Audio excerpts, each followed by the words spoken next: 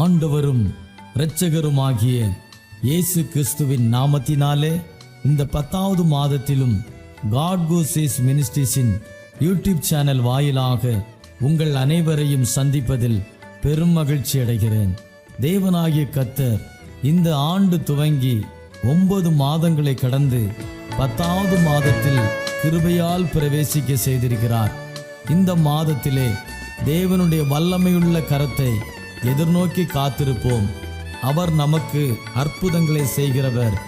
இன்னும் அதிகமாய் நாம் அவர் மீது வைத்திருக்கிற விசுவாசம் வீண் போகாதபடிக்கு நாம் நம்பியிருக்கிறவைகளை தேவனாகிய கர்த்தர் ஜெயமாய் வாய்க்க பண்ண உண்மையுள்ளவராயிருக்கிறார்.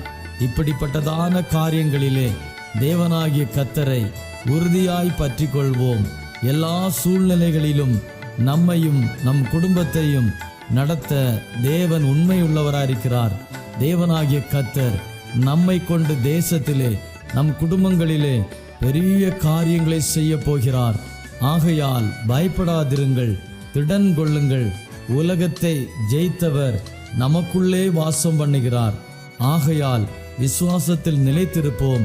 கர்த்தர் தாமே உங்களையும் உங்கள் குடும்பங்களையும் ஆசீர்வதிப்பாராக. ஆமென்.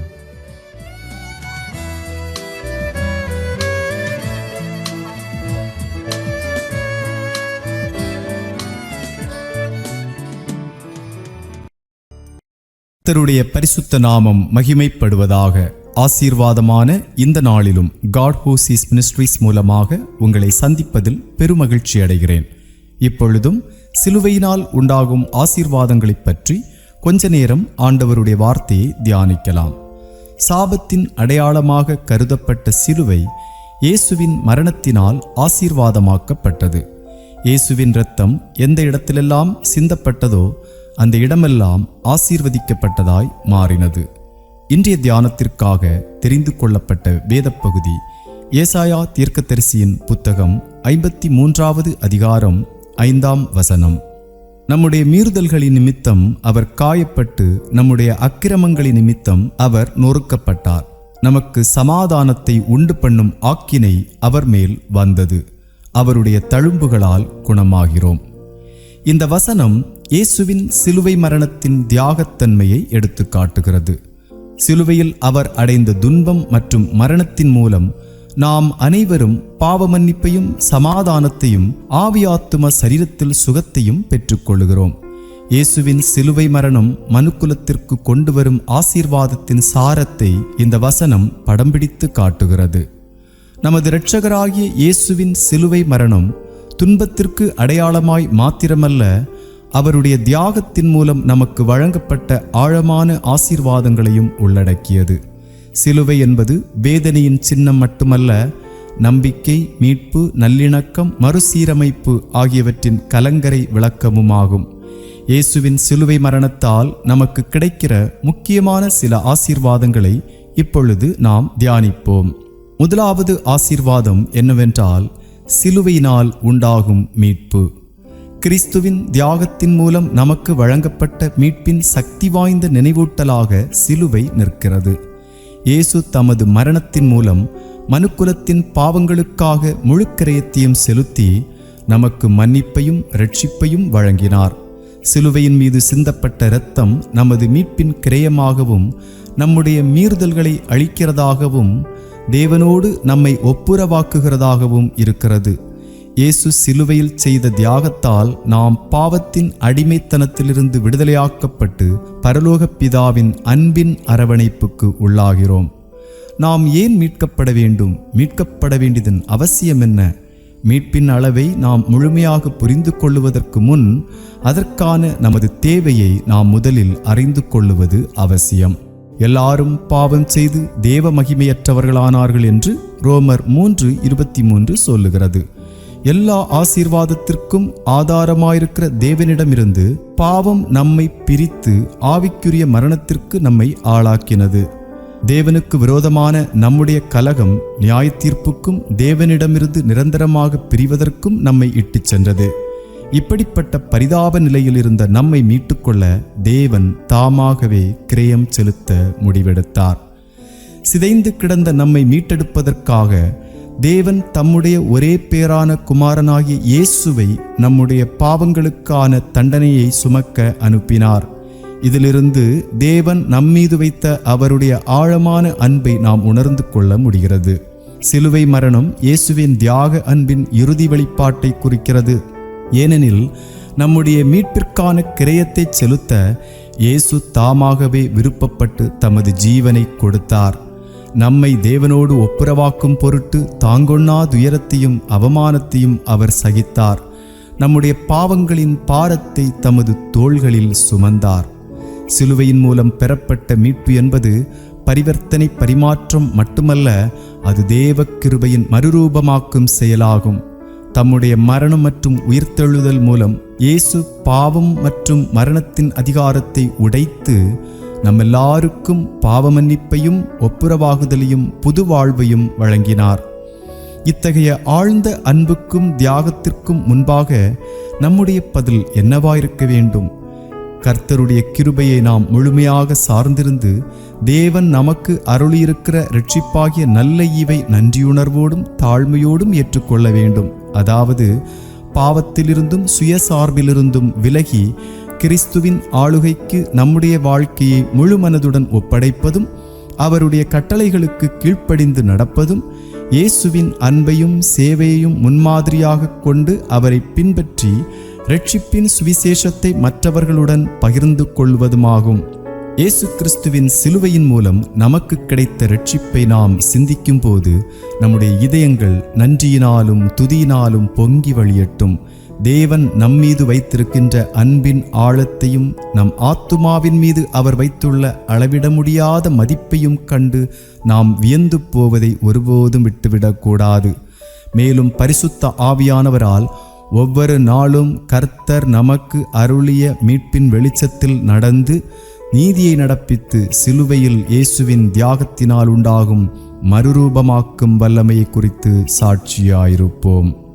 இரண்டாவது ஆசீர்வாதம் என்னவென்றால், சிலுவையினால் உண்டாகும் ஒப்புரவாகுதல். சிலுவையானது நம்மை தேவனோடு ஒப்புரவாக்கும் பாலமாக செயல்படுகிறது. சிலுவையில்தான் மனுக்குலத்திற்கும் தேவனுக்கும் இடையிலான பகை ஒழிக்கப்பட்டு நாம் அவரண்டைக்கு கொண்டு வரப்படுகிறோம். கிறிஸ்துவின் தியாகத்தின் மூலம் தேவனுக்கும் நமக்கும் இடையே பகையாக நின்ற பிரிவினையாகிய நடுச்சுவர் தகர்க்கப்பட்டு நாம் அனைவரும் கிறிஸ்துவில் ஒரே சரீரமாக இணைக்கப்பட்டுள்ளோம். தேவனால் மீட்கப்பட்ட அவருடைய ஜனமாகிய நாம் நம்மிடையே காணப்படும் பகையாகிய பிரிவினையின் தடைகளை தகர்த்து அன்பிலும் ஒற்றுமையிலும் ஒருவரையொருவர் அரவணைத்து அதே நல்லிணக்கத்தை சக சகோதர சகோதரிகளுக்கும் நீட்டிக்க சிலுவை நம்மை அழைக்கிறது. இயேசுவை பின்பற்றுகிறவர்களாகிய நாம் சமாதானம் மற்றும் மன்னிப்பின் செய்தியை உலகிற்கு எடுத்துச் செல்லும் சமாதான தூதர்களாக இருக்கவும் அழைக்கப்பட்டுள்ளோம். மனிதன் தன்னுடைய பாவத்தினால் தேவனை விட்டு பிரிந்து வாழ்கிறான். தேவனில்லாத வாழ்க்கை மிகவும் பரிதாபத்திற்குரியது என்பதை மனிதன் தன்னுடைய மோசமான நிலையிலிருந்து அறிந்து கொள்ள முடிகிறது. எப்படியாகிலும் தேவனை கிட்டிச் சேர வேண்டும் என்ற ஆவலில் மனிதன் எடுக்கிற அத்தனை பிரயத்தனங்களும் வீணாகி விடுகிறது.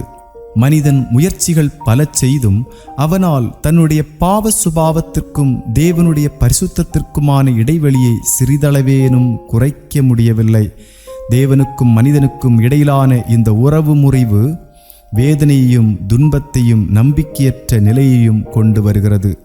ஒப்புரவாகுதலுக்கான தேவ சித்தம் மனுக்குலத்தின் மீதான அவரது அன்பிலிருந்து உருவாகிறது. நாம் பாவிகளாயிருக்கையில் கிறிஸ்து நமக்காக மரித்ததினாலே தேவன் நம்மேல் வைத்த தமது அன்பை விளங்க பண்ணுகிறார் என்ற வேதவசனத்திலிருந்து இதை உணர்ந்து கொள்ள முடிகிறது.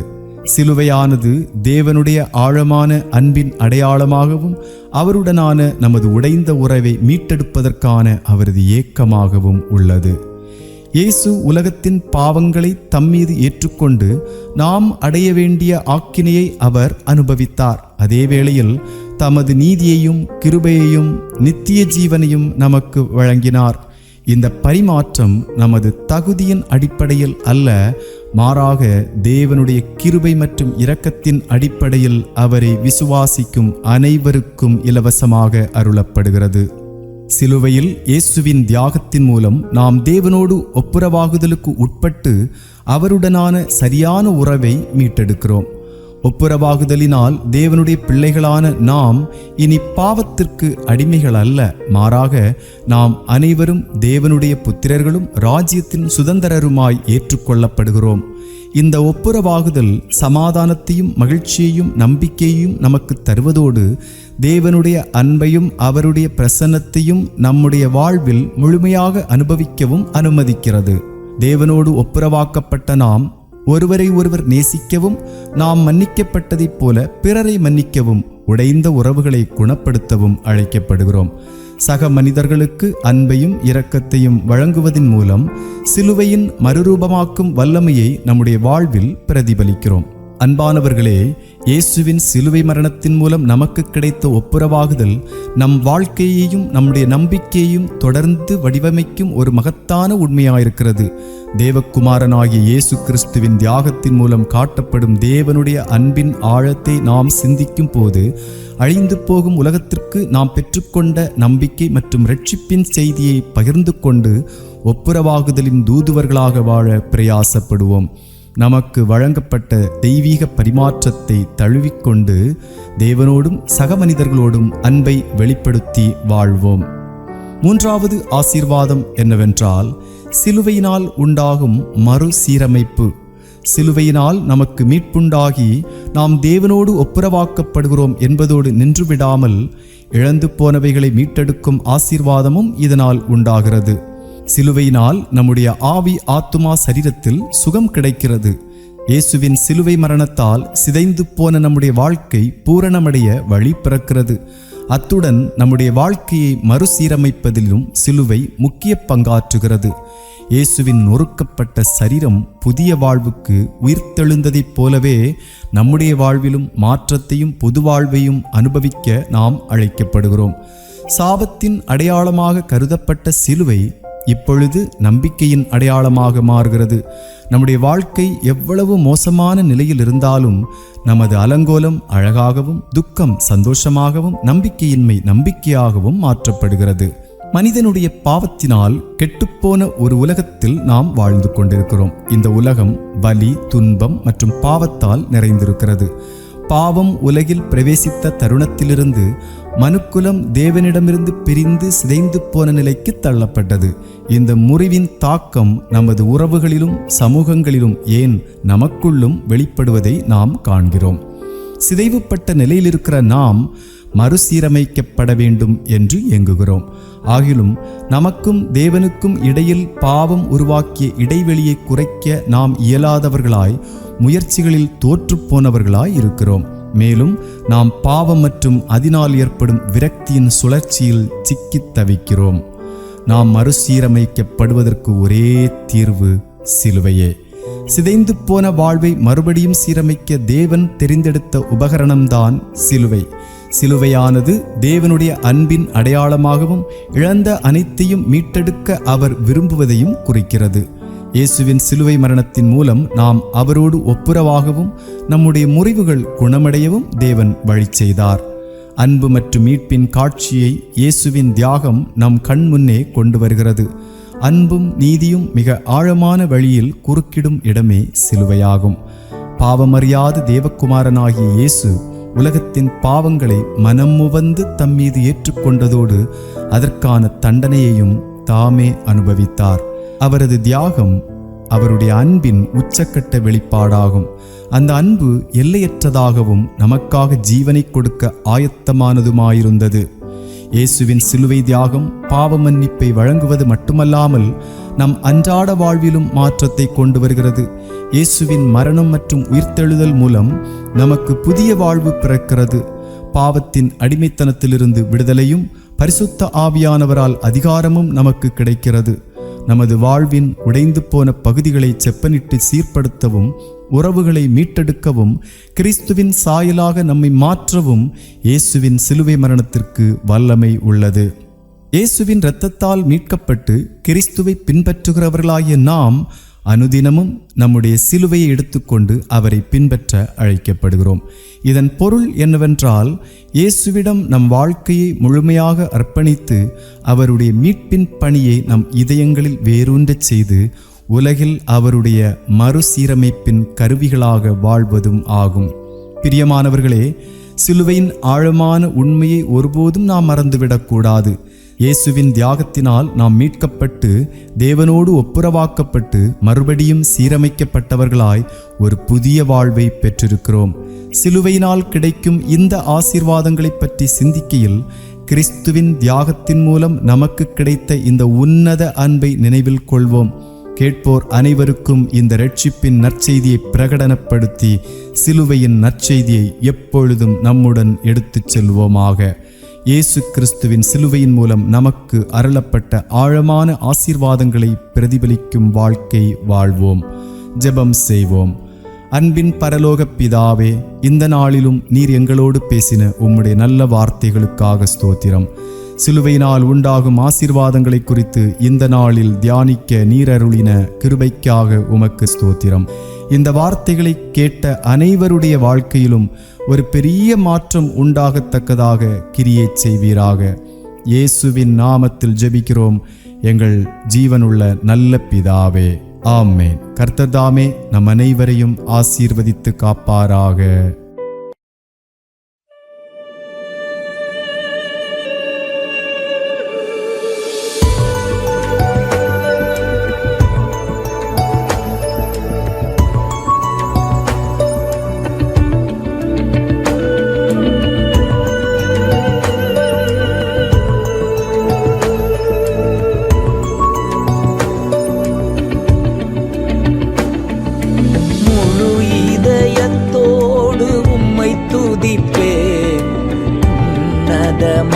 உன்னதமானவரே,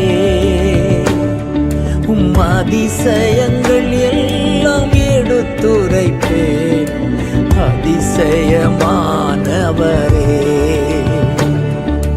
முழு இதயத்தோடு உம்மை துதிப்பேன். உன்னதமானவரே, அதிசயங்கள் எல்லாம் எடுத்துரைப்பேன். அதிசயமானவரே, உன்னதமானவரே, என் உறைவிடம் நீர்தானே. உன்னதமானவரே, என் உறைவிடம் நீர்தானே. உயர்த்துகிறேன், வாழ்த்துகிறேன், வணங்குகிறேன், உம்மை போற்றுகிறேன்.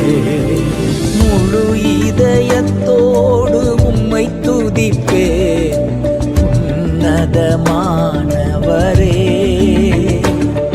உம் அதிசயங்கள் எல்லாம் எடுத்துரைப்பேன்.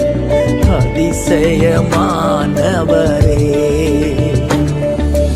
ஒடுக்கப்படுவோர்க்கு அடைக்கலமே, நெருக்கடி வேளையில் புகலிடமே. ஒடுக்கப்படுவோர்க்கு அடைக்கலமே, நெருக்கடி வேளையில் புகலிடமே. நெருக்கடி வேளையில் புகலிடமே, நெருக்கடி வேளையில் புகலிடமே. முழு இதயத்தோடு உம்மை துதிப்பேன். உன்னதமானவரே, உம் அதிசயங்கள் எல்லாம் எடுத்துரைப்பேன். அதிசயமானவரே,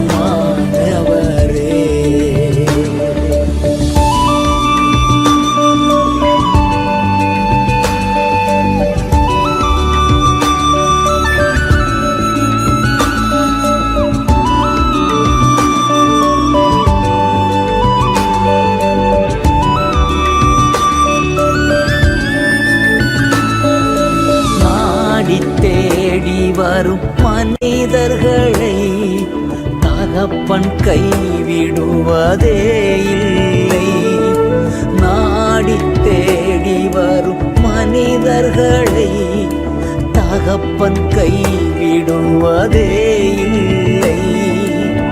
ஒருபோதும் கைவிடுவதே இல்லை, ஒருபோதும் கைவிடுவதே இல்லை.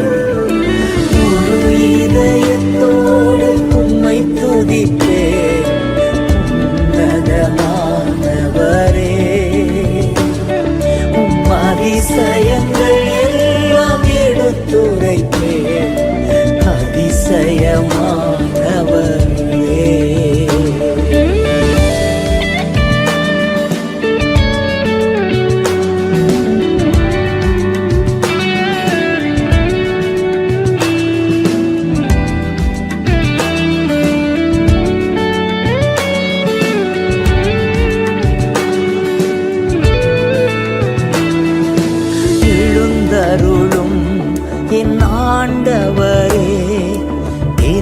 எதிரி கை ஓங்க விடாதேயும் எழுந்தருளும் என் ஆண்டவரே, எதிரி கை ஓங்க விடாதேயும் எதிரியின் கை ஓங்க விடாதேயும் எதிரியின் கை ஓங்க விடாதேயும் முழு இதயத்தோடு உம்மை